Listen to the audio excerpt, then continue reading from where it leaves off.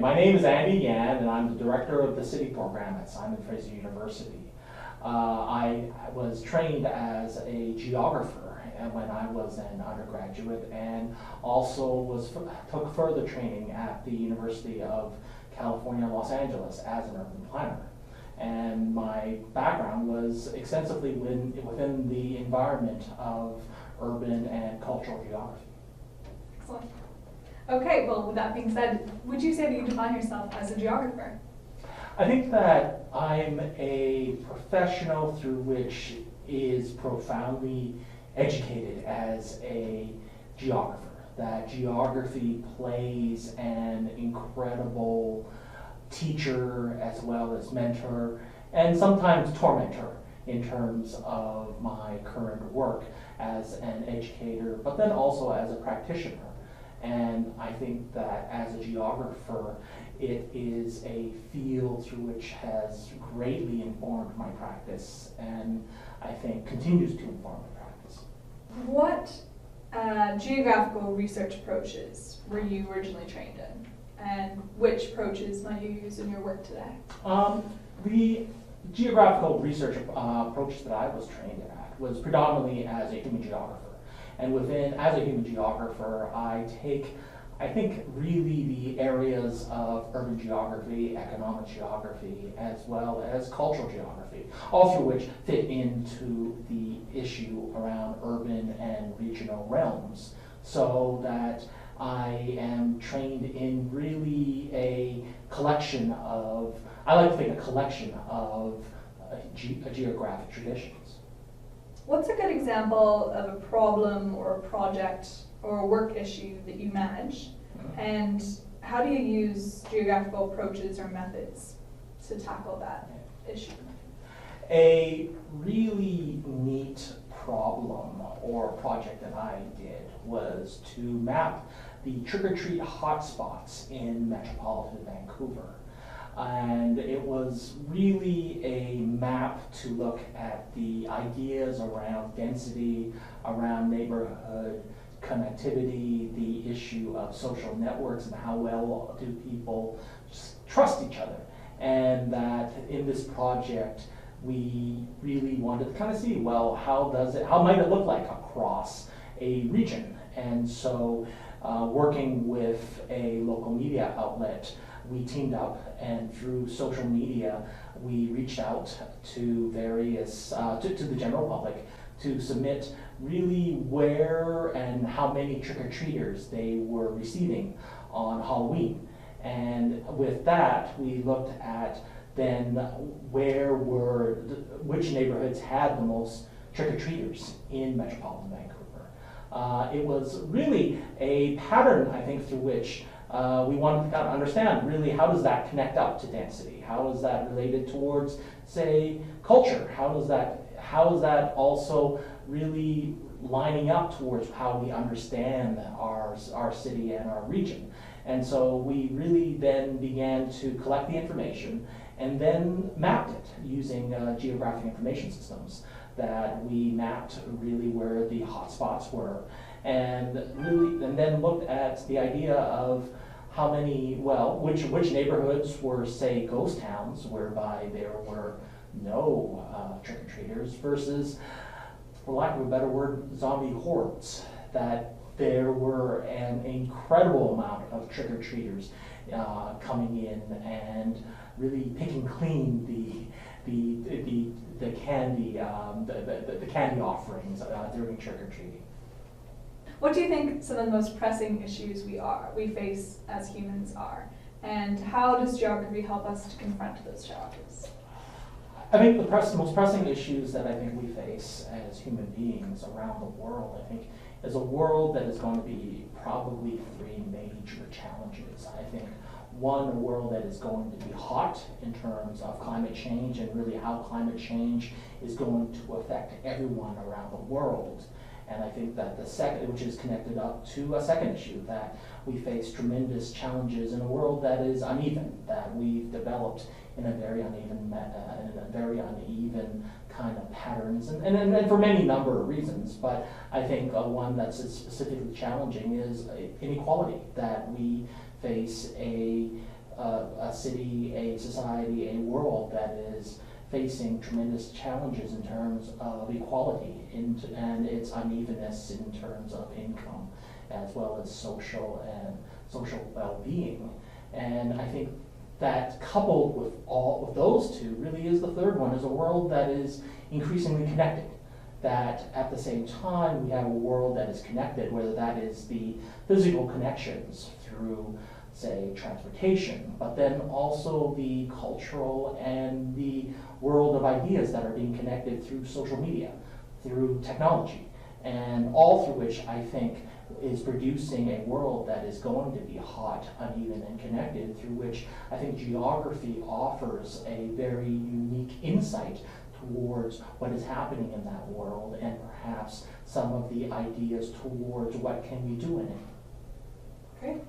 So do you think there's any, just to follow up on that, do you think there's any concrete tools or strategies that geography can help address these challenges with? Well, I think the concrete tools really fit into a number of arenas. I think we really can talk about, say, the hard sciences in terms of really what spatial analysis and the emergence of spatial analysis technologies like geographic information systems, connected up to a much older technology around cartography and mapping, that is one of the concrete, and that's a tremendous tool towards engaging that world. How does that world look like, and how do we pass on that information in terms of the kind of challenges that cities face, as an example? That I think that it's then coupled with a series of methodologies that cover both, I think, the quantitative but then the qualitative elements of life in the city. That we also have to think about the power of narratives, that it's not necessarily just a story of numbers, but it's the narratives that we create about ourselves that the numbers fit in, or sometimes perhaps conflict with, and through which I think all come into a series of instruments to understand what is happening in our world, and give us, I think, a confidence on what possibly to do. Is there one geographical topic or course that you studied in the past which you're grateful for in your professional life? I think the topic that I really enjoyed the most about geography was a course on geographic ideas and methodologies. It was one that dealt with the big ideas and the big challenges faced by geographers, through which are ones that translate actually quite well towards my practice as an urban planner. And indeed, it kind of abstracts the bigger challenges that I face on a day-to-day basis. So you start big and then you can go to small. And I think that it was a class through which allowed me to kind of think about a problem, not only what's in front of you, but then also what's around it. And so it was really, I think, it was a really hard class. But then on the other hand, it allowed me to begin to understand that what's in front of you isn't necessarily just about what's in front of you. Do you have an example that you can think of where there was a methodology that then helped you in your professional life? Well, I mean, it's really interesting because with geography, it's one about methodology and the other is technology. And right. Technology has changed tremendously, well, since forever, but I mean, over the last 20 years, there has been, I mean, certainly in my career, I've seen incredible changes in terms of technology. Now, one of the most interesting things is methodology is actually a lot slower to change, to the extent that some of the big ideas are still big ideas, and that the technology really helps you really explore those big ideas. So I'm trying to think about the interesting thing is actually on housing, and how I looked at really the challenges of housing and how it would report that this pattern is happening at this scale. But then when you look deeper into the details, that there's actually much more happening. I look at really the topic of, say, as an example, non-resident ownership for housing in metropolitan Vancouver, which at one scale, at the regional scale, looked actually fairly benign at about 5%. But then when you start looking into the details, looking at the scale of the program, it then looked at, when say, for example, looked into, move from the city to, move from a regional basis to a city level, you find that the amount of non-resident ownership was actually rising from 5% to, in certain cases, 8%.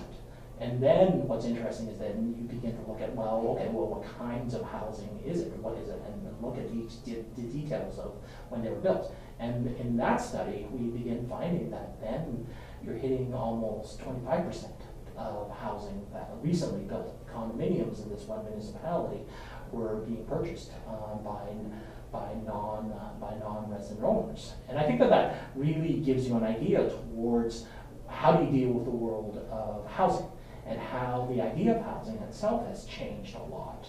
That what used to be a very localized type of product has now become a global commodity, which I think produces some profound challenges moving ahead as we try housing the region. Has anyone from the academic community inspired you as a professional, such as a supervisor or a particular author? Well, I think that it's a topic through which I've certainly been inspired by any number of geographers, whether that be Ed Soja or Michael Storper or Helen Scott, but then also scholars like Gillian Rose, and I think it's important to extend it to non-geographers, through which have a distinct interest in the ideas of space, whether that be Leonie Sandercock, and actually another series of other scholars are Catherine Mitchell and Kay Anderson. But in the realm of non-geographers, I think that scholars like Leonie Sandercock have kind of greatly affected and influenced my work. Mixed in with, again, other political philosophers, whether that be John Rawls or Amartya Sen, that I think that it's how I think they collectively come together to influence the way I think and the way I view the world. What advice would you give to learners who are aspiring to enter your field of work? Well, the advice I would give to learners would be the 8 words, and that would be curious, stay hungry, think spatially, and be kind. Excellent. The only other thing I was going to say was the last time we spoke, we were talking about, when we were over here chatting afterwards, talking about the importance of Indigenous perspectives, and not sort of, you were talking about how it's important not to go into the field and basically recognizing your privilege. Right. I don't know if you could speak to that, because Sure. I thought that was such a valuable point. And I think it's important that geography comes from a certain tradition. Yes. And I think that it's important to understand the biases and the privileges of that tradition. And I think that certainly with the, emerging and established elements of how other cultures view space, and I think particularly in Canada, talking about Indigenous relationships to the land, that fundamentally we need to check ourselves, that we need to be critical of how we view space, because that's not necessarily universal. And I think that it's a healthy perspective to acknowledge your privilege, to understand your biases, and I think move to share what you've learned, understanding those privileges and biases, and I think present that as part of a conversation that I think a lot of times I think geographers are involved in starting and maintaining a conversation about society, about cities, and about community. And as such, I think that we have a very unique perspective on those spaces, I think, through which we can share with the rest of the world.